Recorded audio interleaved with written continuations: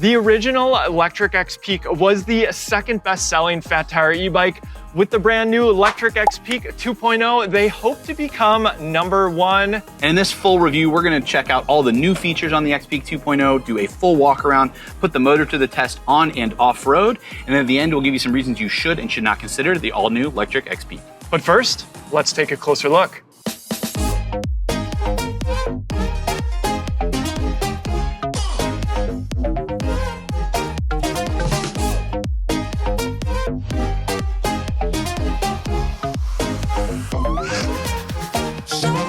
I'm Ryan from Ebike Escape. And I'm JT from Ebike Escape. And we'll talk about price in a second, but what's new on the new XPeak 2.0? Firstly, it now sports a torque sensor. Then we also have an upgrade to an 8-speed Altus drivetrain. And a new shifter as well. We have lock-on grips, a 203mm front rotor. The bike now has black stanchions, but most importantly, perhaps, is a new, larger battery. And a newly designed hydroformed frame.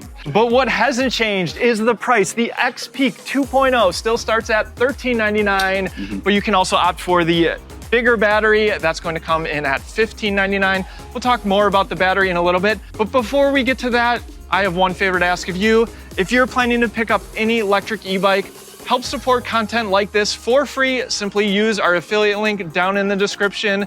Thank you so much for your support. It makes videos like this one possible. Next, let's talk about the frame options and colors.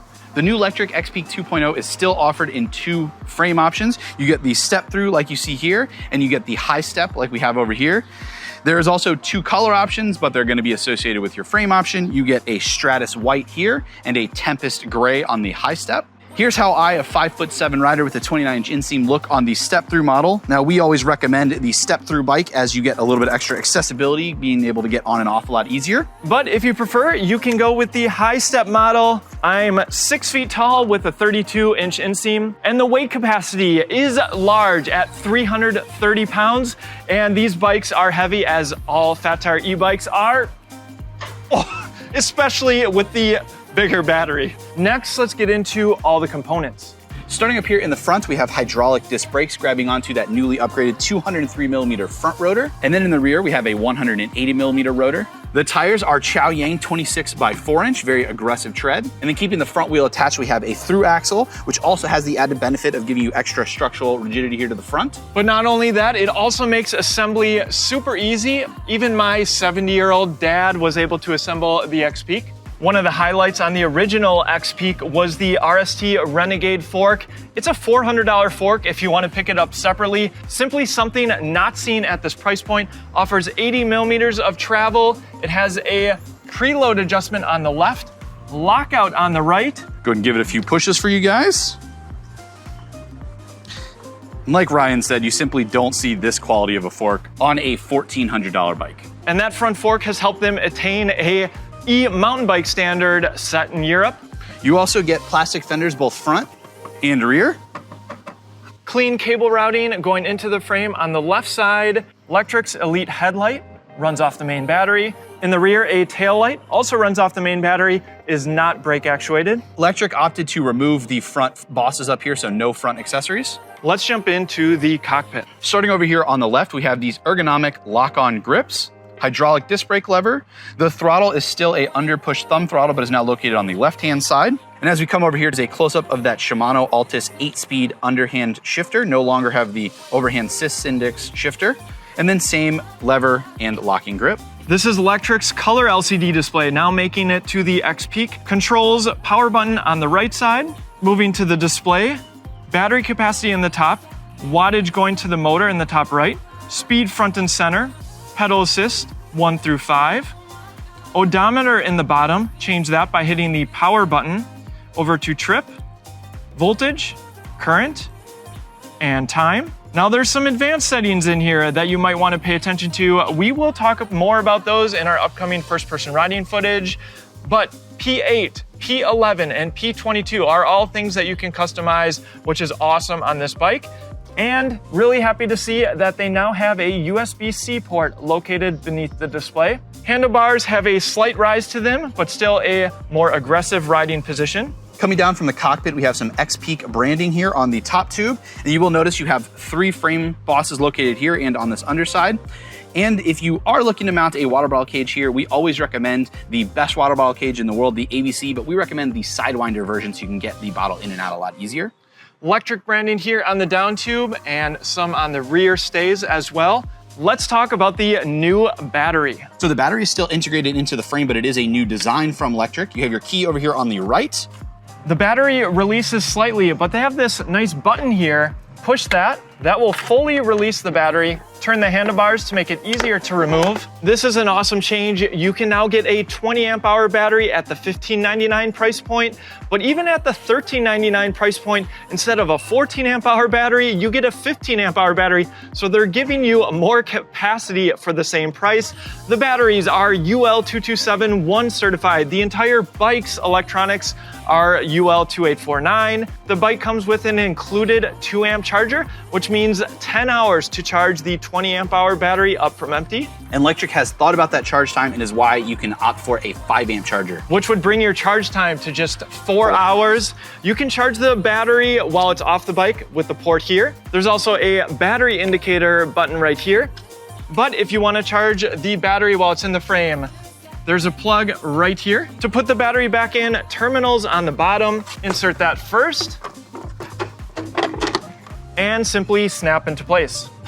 And the key is only needed for taking the battery out of the bike.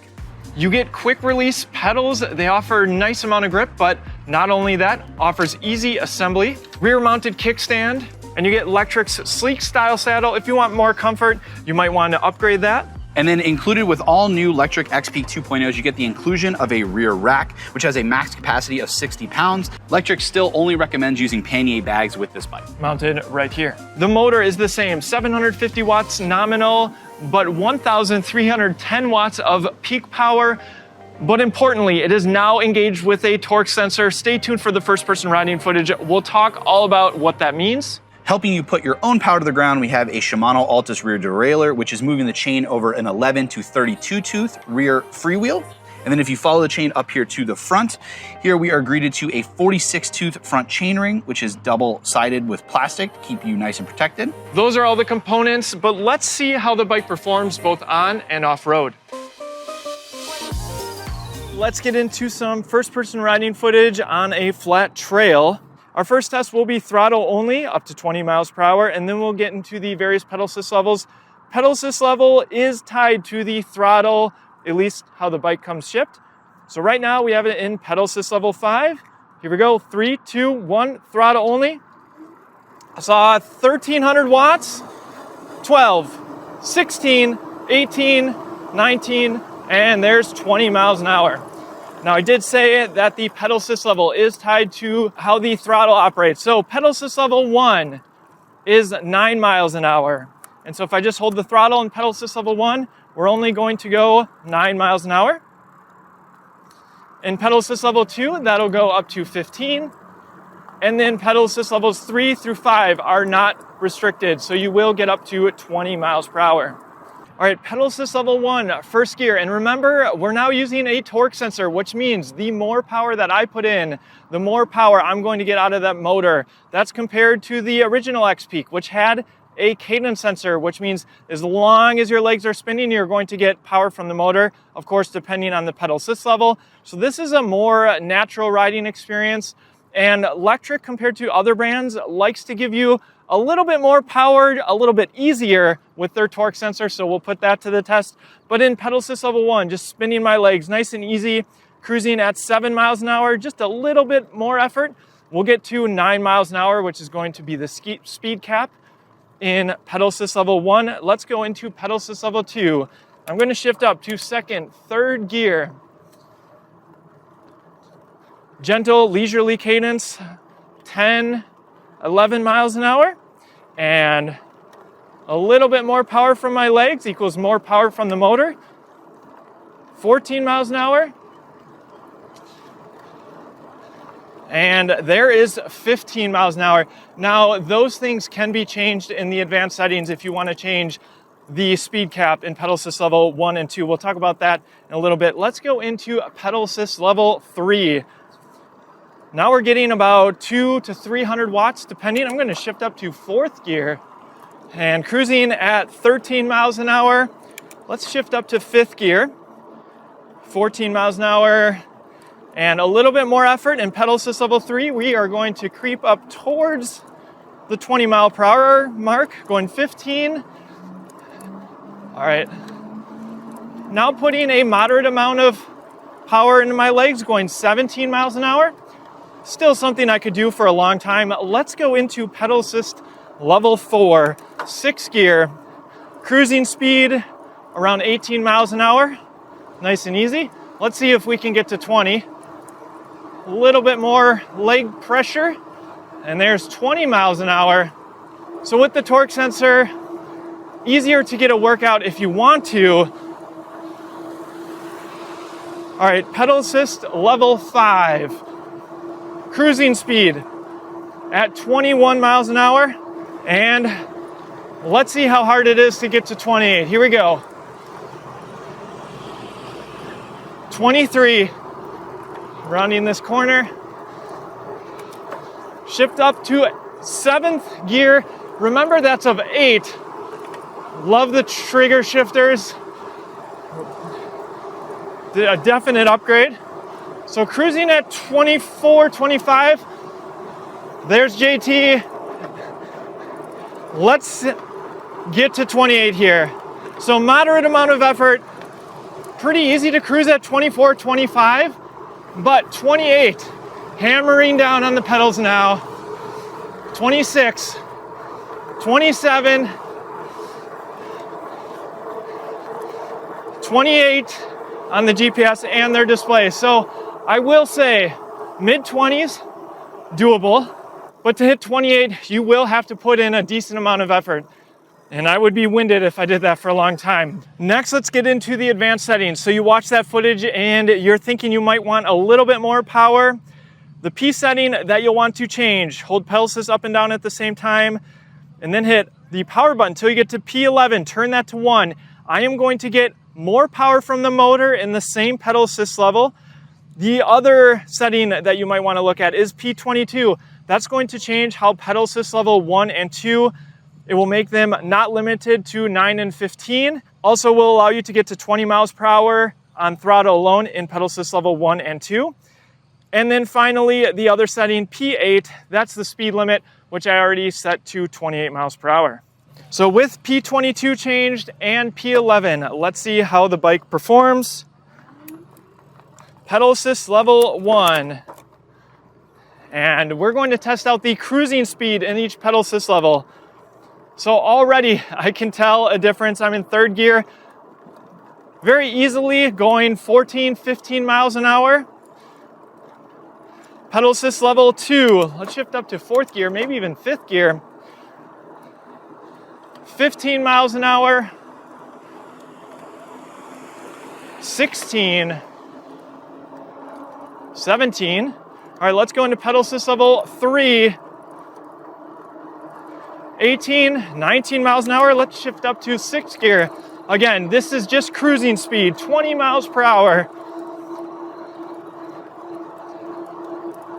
21, let's go into pedal assist level 4.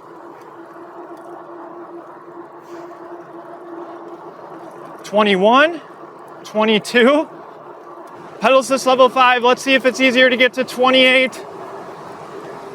23, 24, 25. 26, 27, and there is 28 miles an hour according to the GPS. So, interestingly, the multiplier was more apparent in the lower pedal assist levels. I still needed to put in a fair bit of effort to hit that 28 mile per hour mark. Let's catch up to JT and see if he's up for some off-roading. Brake test.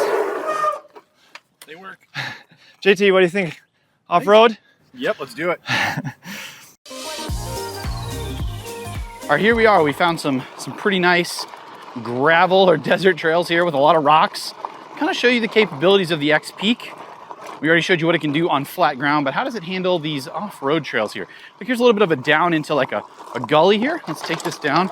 Some pretty big rocks and bumps. You can definitely feel the front fork there. Now I'm gonna rely strictly on the throttle here to get me up this hill. Pretty rocky. Just kind of picking and choosing line, but I mean, the motor puts out its 24 amps and got that up there pretty quickly. I don't have any complaints for how it handled that hill. So right here in front of us, this is another little bit of a steep hill here. Let's see how it does up this hill. So I'm gonna be trying to get in the right gear for this hill so that I can provide power. Let's show you how it is to pedal up this hill. We're gonna go straight up, just see what happens. So far we can make it. Here we go. The tires, yeah, very capable. I mean, I think this is kind of on the more extreme end for what most people are gonna be putting this bike through. And here we are, what are we at? We're only in Pelosis level 4 as well. Let me go ahead and kick it up, get that little bit extra amperage there out of the motor, and I am in 5th gear, and this bike, yeah, just taking it up. You can listen to my breath. I'm not out of breath. I'm not putting in too much effort. I'm having to pick and choose a line so I don't just ram it into things and lose my momentum. But once you get this bike going, a little bit of a a little bit of a rolling start into the hill, the bike has the torque to get up these hills. You go a little bit of a turn here, get that front tire up, let that rear motor pull itself up, and I'm just using the throttle here to get up this. There we go. Pick our line through here. There we go.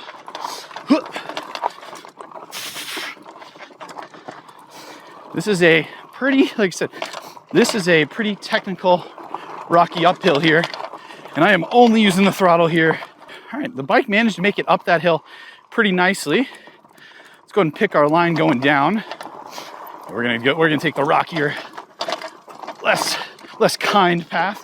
And there you go, that front fork showing you what it can and can't handle. A little bit of a drop there. Pretty bumpy, but completely manageable.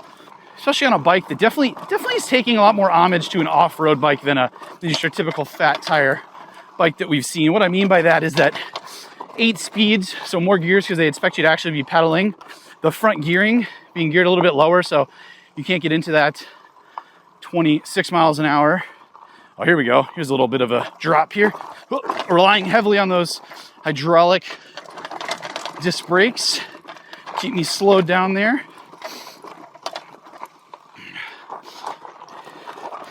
You've got some nice, capable tires. Lots of tread and grip here. And you have a pretty torquey motor that is not really letting me down here, getting down and up this stuff. It has a little bit of extra weight, obviously being fat tire, rear wheel motor to get up some of these climbs. But the starting torque, you get a good amount of power out of the motor that you can get over a decent amount. I think what we're seeing here, these are the extreme cases for this bike. So here we go, a little bit of downhill here. And I was talking a little bit before about how this bike definitely feels like it's geared more towards kind of a mountain bikey feel. And what I mean by that, I know I said before, we have the motor, we have all the other capabilities here that this bike has, but you also have upright handlebars. The gearing is a very interesting choice. The gearing clearly shows that this is meant more for off-roading as well, as it's a 46 tooth. So you're not gonna have that pedaling power at the top speed or at the top end of your gear, but you are gonna have power on the lower end there. Maybe when you're trying to start off or just get going. As I said, I was impressed by the off-road capabilities of the last XPeak, and this bike, I think, just further improves upon what I liked about the last one here. Going back down here. There we go. And just throttle to get up here. Yeah, the bike makes it up. There's a little issue here. Here's a little bit of a rock step up. Let's see what this bike's capable of. I'm only using throttle. Throttle, and there's a little bit of a choose your own line up here. So let's see, it looks like the motor is giving me about 1100 watts. So it is capable. It is making it up. Oh, pick my line there, up. There we go. I hit the pedal a little bit coming up there, so that was my error, but the bike made it up. I just picked the wrong line there. So there we go. I made it up that. I hit my pedal a little bit coming over to the edge here. I don't know how this is gonna look on camera. Sometimes GoPros make your feet look a bit smaller, less capable than they felt when you're on the bike. But these trails are definitely showing you that while this bike is not 100% geared towards mountain biking or some of these more difficult trails and climbs out here, it is still very capable.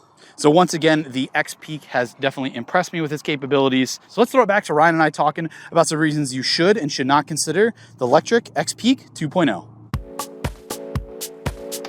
Concluding thoughts. First, let's talk about the things we like, and then we'll talk about key considerations. I just want to state that Lectric let us test this bike to the absolute limits. Yeah. It's 110 degrees. I'm worried about the GoPro overheating. JT taking it up the gnarliest trails. They didn't say, oh, go on this fire road. They said, go take it on some gnarly single track meant for mountain bikes. Absolutely. It was very much a choose your own adventure style review where they just kind of gave us an open platform. So here's some trails we recommend. And I was like, oh, these will be pretty moderate trails, but I hope it came across in video. They were not moderate. They were very rocky. They're what I've come to expect from desert trails. I was impressed. And the XPeak 2.0 performed extraordinarily well. Absolutely. I think the biggest thing for me is, again, price staying the same and unquestionably just a bunch of updates. The 203 millimeter rotor up front is awesome. Yep. And then of course you have the torque sensor, color LCD display. Yeah. But I think for most people, one of the maybe downsides, especially when you compared it to other fat tire e-bikes, is the fact that the original XPeak only had a 14 amp hour battery, which was average size. Most of the companies start at least at 15 amp hours, which now this bike comes with. But even more than that, now you can get the 20 amp hour battery, which you normally see at the $2,000 price point. So you're saving $400, but then you get a better fork and other nicer components. Yeah, the upgrade to the 8-speed drivetrain that also put it on par with those $2,000 bikes. No more using the tourney derailleur, which is the most entry-level component. Feels a little clunky. This feels so much better, especially on more technical terrain where you do need to shift. Absolutely. I had no problem shifting out there, whether I was going uphill, downhill. No problems out of the derailleur. Whereas the tourneys, also the biggest thing when you step up in those components, you just get more metal components, so it's gonna last longer. And that's the biggest difference between the tourney and something like an Altus, is you're getting just a little bit better quality component, so it should last longer. Motor power, as we expected, peaking at that 1300 watts, still quiet. No changes to that. And of course, Lectric made very clear to us that the frame is now reinforced and beefier, and it does feel that way. I mean, this top 2 bar is a lot thicker, this down 2 bar is a lot thicker, and as well as the integrated battery now has a paint matched cover. So it just kind of looks a lot sleeker. And also, it's now a hydroformed frame. All right, key considerations. A lot of these are for fat tire e-bikes generally. Yeah. This bike is heavy. There's no question about it. Yep. I mean, kind of what Ryan's trying to say too with fat tire e-bikes is that the use case for the bike really plays in here. We don't think a fat tire e-bike is meant for everybody out there. They're cool bikes and they serve a purpose, but not, you don't really want to use a fat tire e-bike for just riding around on the road. There's much better options out there. Whereas if you are doing rocky off-road, the use case for this bike shines through, but there are some things that you should consider because the bike is geared that way.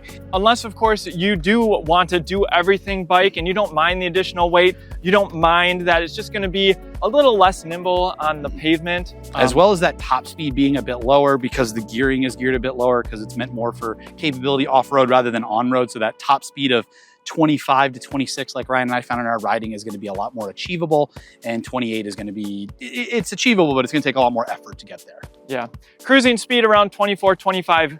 There's no doubt you have to work for 28 miles per hour, even with the multiplier enabled. And another thing, this bike is meant for trails like we saw today. And so there's no adjustable stem, no swept back handlebars. This is not a cruiser style fat tire electric bike. You have a more traditional riding position up here on the handlebars. There's also no 4-bolt pattern on the front of the bike. That was an intentional choice. They want you to keep the weight on the bike as low as possible.